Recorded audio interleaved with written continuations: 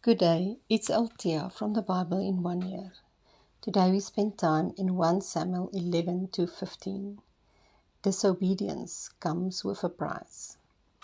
In last week's talk, Saul was anointed by Samuel as the first king of Israel. Saul had a change of heart when he encountered God and when the Spirit of God came upon him. The change in him was noticeable to everyone. In chapter 11, we read about the first time God used Saul mightily to change the hearts of Israel to become united as one with one purpose. They fought against the Ammonites, coming out victoriously. Very happy with the result of Saul's first victory, they appointed him as king. Saul acknowledged God for the victory and led them to sacrifice and to rejoice before the Lord. He was off to a good start, humble and powerful. In chapter 12, Samuel gives them clear instructions. If you fear the Lord with awe and profound reverence, and serve him with all your heart, and listen to his voice, and not rebel against his commandments, then it will be well with you. But if you do not, you will be swept away to destruction. Chapter 13, Saul failed terribly. Samuel was delayed and Saul makes his first foolish choice of his career. He acts in his own righteousness and did not trust God. He offered to God which he was forbidden to do. Samuel rebukes him for not keeping the commandment of the Lord. Saul did not make right with God. He simply carries on with his own plan. Samuel said, God wanted to establish your kingdom, but now your kingdom shall not endure. God will appoint David as king, because David was a man after God's own heart. Samuel made the second foolish choice of his career in chapter 14. He commands the troops not to eat until the vengeance of their enemies was finished. Saul prefers to intimidate the troops rather than to inspire them.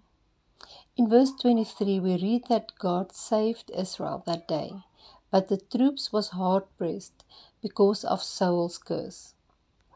The extremely hungry and exhausted men slaughtered the animals and ate it raw with the blood. This was forbidden in Leviticus 17 because the life is in the flesh, is in the blood, and the blood is used to make atonement for sin, a sacred ritual. To counter the act of sin, Saul built an altar and brought sacrifices to God instead of taking responsibility and repenting from his own sin. While planning the next battle, the priest advised, let us ask God first, but God did not answer him. Saul was convinced that God did not answer because of someone's sin. Saul, blinded to his own sin, acting all innocent, blamed the people for breaking the law. In Acts 15 verse 19 we read that we should not make it difficult for others by putting a stumbling block in their way. Psalm 66 verse 18 says, if I know about sin in my heart and do nothing about it, the Lord will not hear me.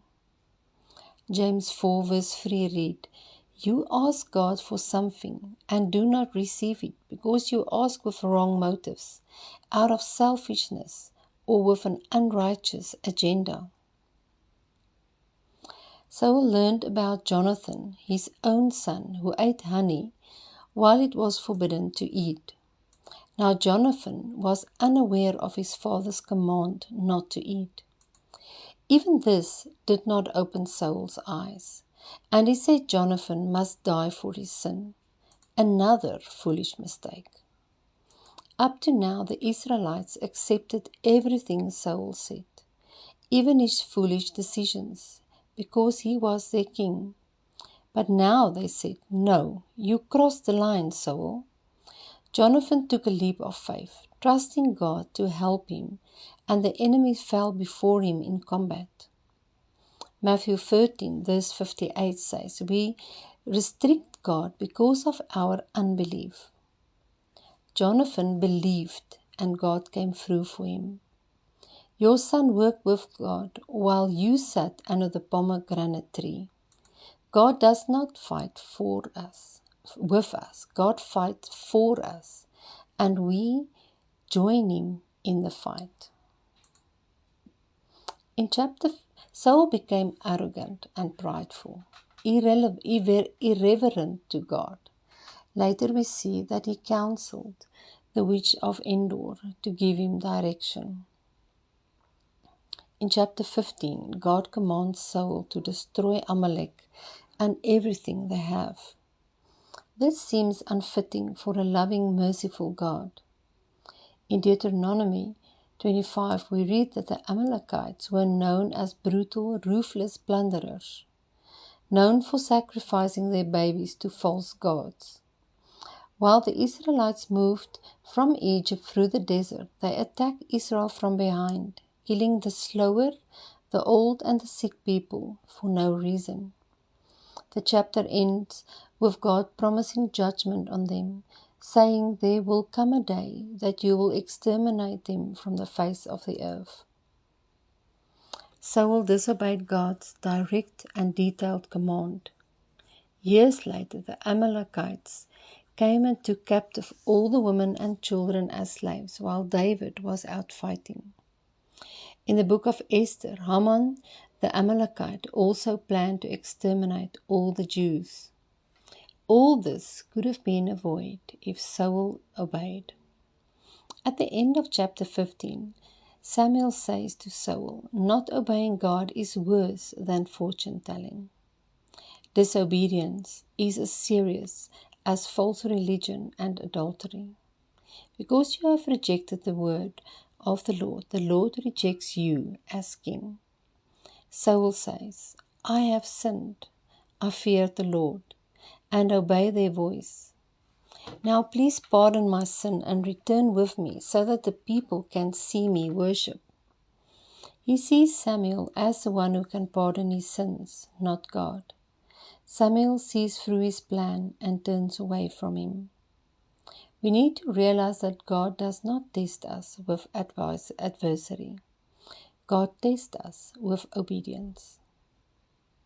Let us pray. God, help us to always have a humble heart, to set you first in our lives, to fear you more than man, so that we can obey you in all we do.